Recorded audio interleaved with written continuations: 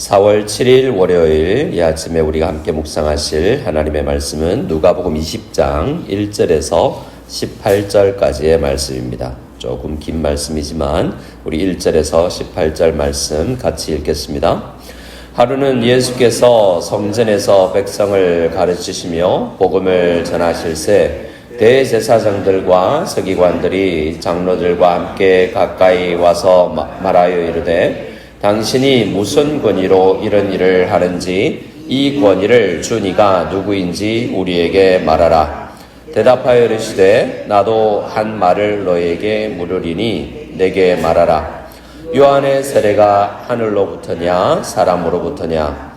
그들이 서로 의논하여 이르되 만일 하늘로부터라 하면 어찌하여 그를 믿지 아니하였느냐 할 것이요 만일 사람으로부터라 하면 백성이 요한을 선지자로 인정하니 그들이 다 우리를 돌로 칠 것이라 하고 대답하되 어디로부터인지 알지 못하노라 하니 예수께서 이르시되 나도 무슨 권위로 이런 일을 하는지 너에게 이르지 아니하리라 하시니라.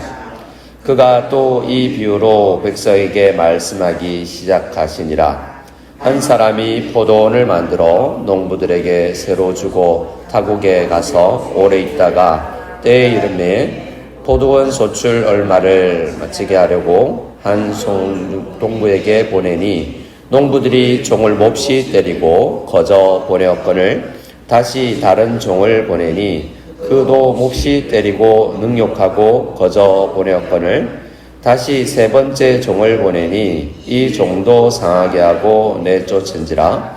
포도원 주인이 이르되 어찌할까 내 사랑하는 아들을 보내리니 그들이 혹 그는 존대하리라 하였더니 농부들이 그를 보고 서로 의논하여 이르되 이는 상속자니 죽이고 그 유산을 우리의 것으로 만들자 하고 포도원 밖에 내쫓아 죽였느니라.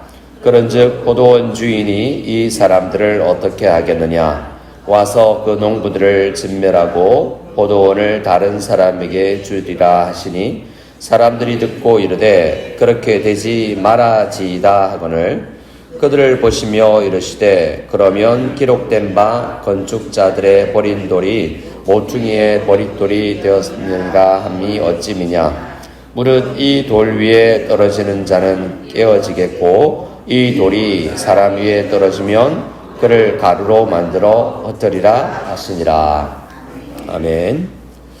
자, 오늘 말씀은 19장에서 예수님께서 드디어 예루살렘으로 입성하십니다. 우리가 오는 주일날 우리가 함께 묵상하실 텐데요. 그러면 그 일이 우리가 우리 주님께서 예루살렘에 입성하시는 것을 축복하는 그러한 장면이 있었습니다.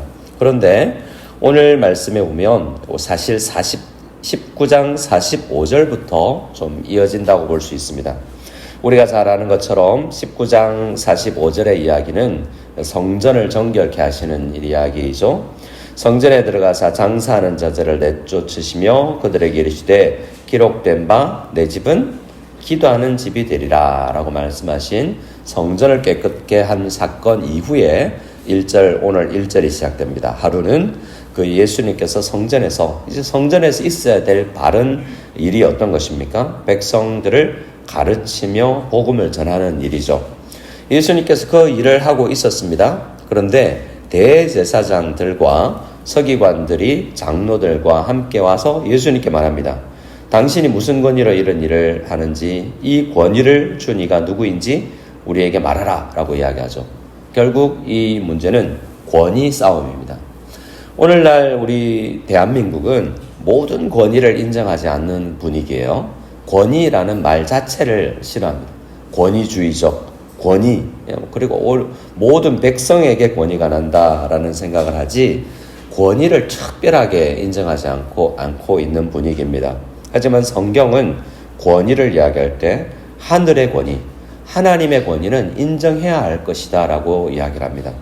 사람들 사이에서는 평등하다고 할지라도 하나님을 인정해야 되는데 하나님께서 우리가 보기에 어리석은 사람이라도 나이가 어리거나 배우지 못한 사람이라도 내 남편은 하나님께서 권위로 인정해 주신 부분을 인정하는 거죠. 왜냐하면 하나님께서 그에게 권위를 주셨기 때문입니다. 교회도 마찬가지여서 교회의 목회자나 당회가 우리와 별반 다를 게 없을 수 있습니다. 하지만 하나님께서 권위를 주셨다라고 하면 그 앞에 순종하기를 주님은 원하시는 부분이 있는 것을 알 수 있습니다. 하지만 이 당시에 하나님의 권위가 무시되었던 것을 볼 수 있는데, 가장 권위 있는 사람들이 누구냐면 말로는 하나님이다라고 이야기하지만 실제적으로 하나님이 거의 없는 것처럼 살았던 사람들이 이 당시의 대제사장들입니다. 근데 이 단어 자체가 좀 1절에 나오는 대제사장들이 좀 특이한데요. 왜냐하면 그 해에 대제사장은 한 명밖에 없기 때문이죠. 근데 왜 대제사장들이라고 이야기하느냐 하면, 당시에 대제사장 하냐면 안나스와 가야바, 장인과 사위 사이입니다. 이들은 제대로 된 대제사장이 아니고요, 실질적으로 사위가 대제사장 노릇을 하고 있지만 실제로 장인이 그 막후에서 권위를 발휘하고 있을 때였고, 성전이 왜 청결되었으냐 하면 그들에게 이제 수주를 받은 그런 멀리서 오는 사람들이 양을 끌고 송아지를 끌고 올 수 없지 않습니까? 예루살렘 들어와서 돈을 주고 사는 거죠. 그런데 흠 없는 어린 양을 바쳐야 되는데 어떤 집에서 산 양이 흠 없습니까? 대제사장 가문에 속한 1번 양가게, 거기서 산 것만 흠 없는 거죠. 그래서 그들은 폭리를 취하고 환전으로 금액을 돈으로 배불리고 있었던 사람들이 당시의 대제사장들 가문이었습니다. 근데 그 사람들 앞에 아무 소리도 못했던 서기관들, 성경 공부를 잘 했고 성경 공부하는 사람들인데, 이 사람들도 대제사장들이나 권력 앞에 무릎 꿇는 사람들이었죠. 총칼을 가지고 오는 로마군 앞에서는 무릎 꿇은 사람들이지만 예수님처럼 어디 좋은 대학 나온 것 같지도 않은 사람, 그냥 어디서 온지 알지 못한, 들어보니 나사렛이라는 시골 출신이라고 하는 이 예수는 권위를 인정하지 않는 거죠. 와서 따지는 것이 2절 말씀에 당신이 무슨 권위로 이런 일을 하는지, 이 권위를 누가 줬는지 우리에게 말해라. 이 말투가 실제로 굉장히 예수님 앞에 아주 예의 없이 말했을 것입니다. 근데 예수님께서 뭐라고 이야기하십니까? 4절에 요한 예를 들어서 요한의 권위가 하늘로부터냐 사람으로부터냐라고 이야기하니 서로 의논하죠. 이 놀라운 질문입니다. 하늘로부터라 하면 이들이 그러면 왜 그 권위를 인정하지 않느냐라고 말할 것이고, 사람으로부터다라고 이야기하면 백성들이 요한을 인정하고 있는 상황이기 때문에 백성들이 밀란이 일어날 것이기 때문에 모른다라고 말했습니다. 근데 8절에 그래서 나도 그러면 말하지 않겠다. 너희들 비겁하구나. 그것이 하늘로부터인지 분명히 세례 요한도 하늘로부터 하나님의 보내심을 받은 사람인데 그것도 인정하지 않으니 나도 말 안 하겠다라고 말씀해 주시죠. 그리고 나서 9절부터 비유 하나를 말씀하십니다. 근데 사실 이 비유를 통해서 예수님의 권위가 어디로부터 왔는지 말씀하시는 겁니다.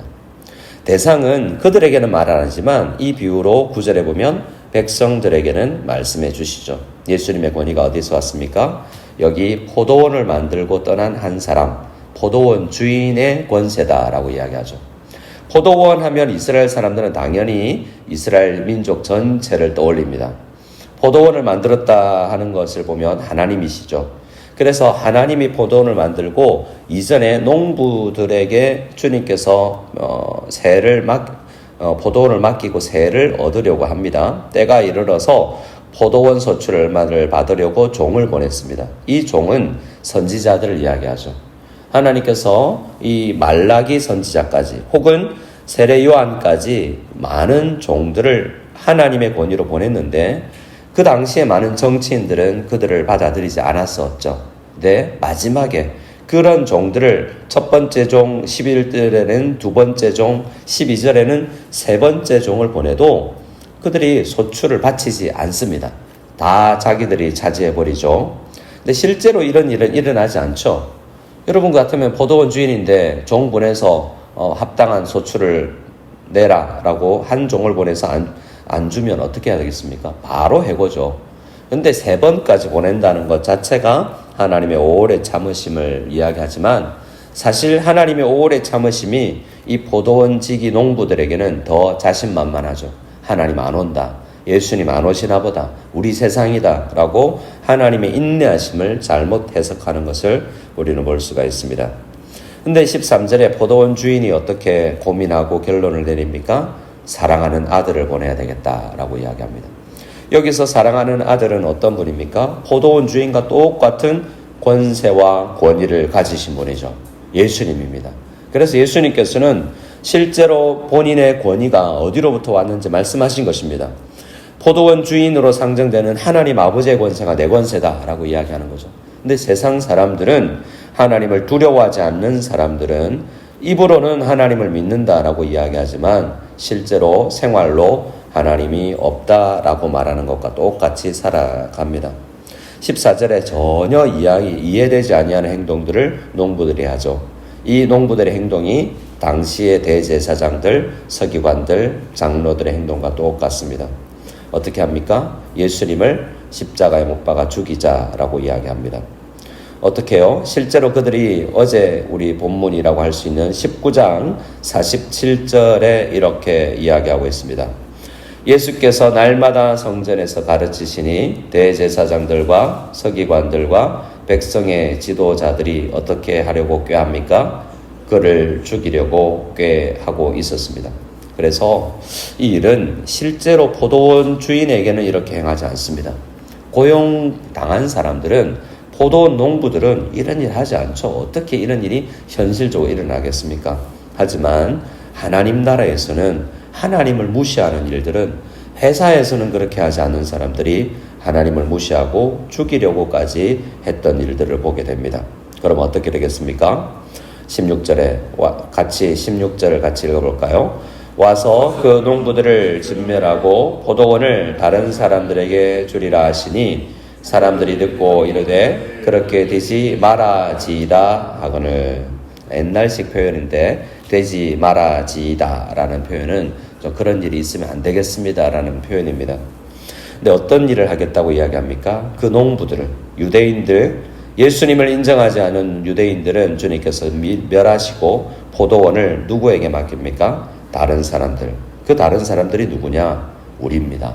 하나님은 이방인들이지만 교회를 세우시죠. 안디옥에도 이방인이지만 교회를 세우시고 많은 지역에 이방인들로 하여금 이제 새로운 하나님의 나라를 만들어 가십니다. 대제사장들, 서기관들, 바리새인들 없이 이제는 교회의 목회자를 세우시고 장로를 세우시고 하나님 나라를 그들에게 맡기셨습니다. 그러면 이 다른 사람들에 해당되는 오늘날의 목회자와 교회는 어떻게 해야 되겠습니까? 하늘로부터 오는 권세를 인정하고 하나님을 섬기는 정말 두려운 마음으로 교회를 섬겨 나가야 됩니다. 우리가 당회를 하거나 우리가 전도회를 하거나 우리가 하나님 앞에 함부로 말을 하거나 조심해야 될 필요가 있습니다. 우리에게 하나님께서 백성들을 맡기고 하나님께서 이 포도원을 우리에게 맡기셨다라는 마음을 가지고 우리에게 하나님께서 나 별로 중요한 사람 아닌 것 같지만 하나님 우리에게 권세를 맡기셨다라고 생각하고 우리 교회의 권세가 사람을 살리고 죽이고 하는, 복음을 전하면 살리는 것이고 전하지 않으면 그들이 생명을 얻을 수 없다라는 마음을 가지고 하나님의 권위의식을 가지는 것이 아니라 하나님께서 세우신 사명감을 가지고 살아가야 할 것입니다. 그리고 17절, 18절 말씀에는 이제 시편 118편과 다니엘서 2장 말씀을 인용하시면서 새롭게 시작되는 하나님의 나라가 어떤 나라인지를 알려주고 있습니다. 여기에서 핵심은 어떤 이야기입니까? 이 건축자들이 버린 모퉁이 돌이 새로운 기관의 시작이 된다라는 말씀입니다. 여기서 건축자들이 버린 돌이라고 할 때 버린 돌은 예수님이고 건축자들은 이 오늘 비유에 등장하는 대제사장들, 서기관들, 장로들인 유대교 지도자들입니다. 이들이 예수님을 버렸지만 버린 돌이 모퉁이 돌의 머릿돌이 되었습니다. 그 돌이 머릿돌로 하고 지어진 교회가 이제 기관이 교회입니다. 에베소서는 그렇게 연락되고 성도 한 사람 한 사람이 이어져서 교회가 성장하고 있다라고 말씀하여 주시죠. 그래서 그 돌의 권세는 모든 이 세상의 권위를 깨트려버리고 흩어버리는 권세요. 새롭게 아무것도 아닌 것처럼 연약해 보이는 교회에 새롭게 권위를 주셔서 세워나가는 하나님의 교회다라는 것을 이 말씀을 통해서 주고 있습니다.